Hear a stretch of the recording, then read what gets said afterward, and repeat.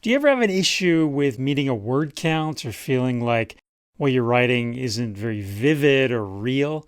Well, here's a good example of a paragraph from one of my clients where I recommend some expansion and adding some dialogue to make it more real, more vivid, and inevitably there will be more word count, although we shouldn't think of word count as our goal.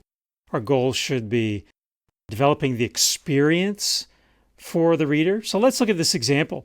So it says, I smoke to my heart's content till my lungs hurt and my neck feels fine. I convince her to toke the joint.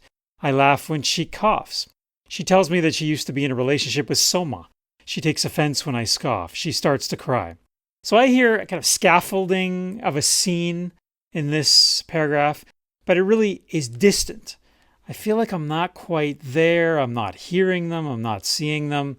So you can expand just about everything here. When you say, I convince her to take the joint, well, you can put that in words. Just put that in quotation marks. That makes it more real.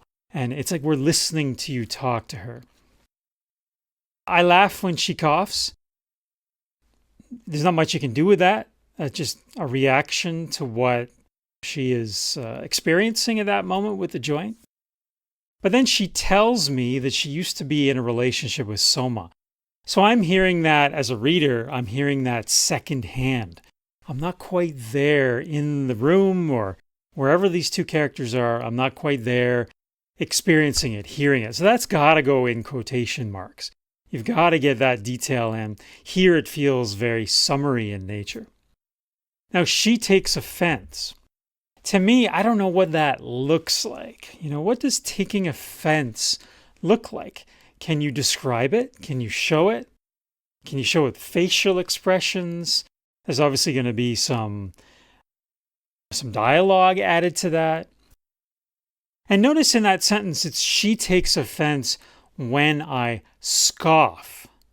So actually, the offense by her is coming after he did an action, which was scoffing.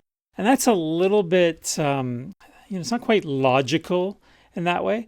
We should get him scoffing, whatever that looks like. And then she takes offense. But that whole notion of taking offense has to be expanded. You've got to say so much more. What does that look like? What does it sound like? What's her body doing? What's her face doing? What's she saying? What are the words coming out of her mouth? And of course, we have she starts to cry at the end.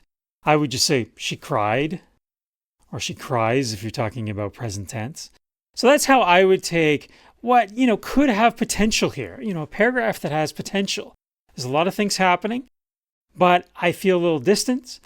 And this is how I would expand it in the revision process of the memoir. And really, it's in the revision process that you can make things real, make things vivid, and make it really come to life.